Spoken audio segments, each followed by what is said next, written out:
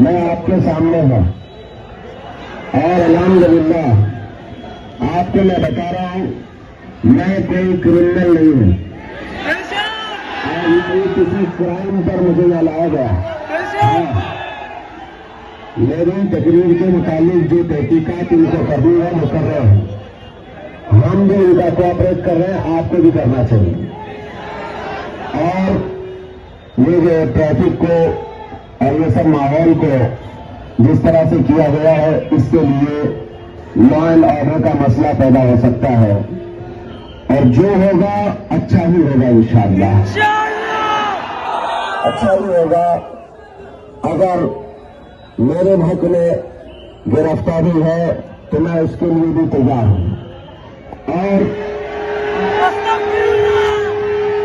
आपकी मोहब्बत का शुक्रिया, आपकी मोहब्बत का शुक्रिया। आप अगर मुझसे मोहब्बत करते हैं, हाथ उठा करके बेटा मोहब्बत करते हैं, तो वो रोड खाली कर दीजिए, बस रोड खाली कर दें, पुलिस के लिए मसला न होने पाए। हाँ, मेरे प्यार से, मेरे प्यार से अल्हम्दुलिल्लाह, अल्हम्दुलिल्लाह। खौफ ना रख रजा जरा चूते हैं अब्दे मुस्तफा, तेरे लिए अमान है, तेरे लिए अमान है। अस्सलाम वालेकुम व रहमतुल्लाहि व बरकातुहू।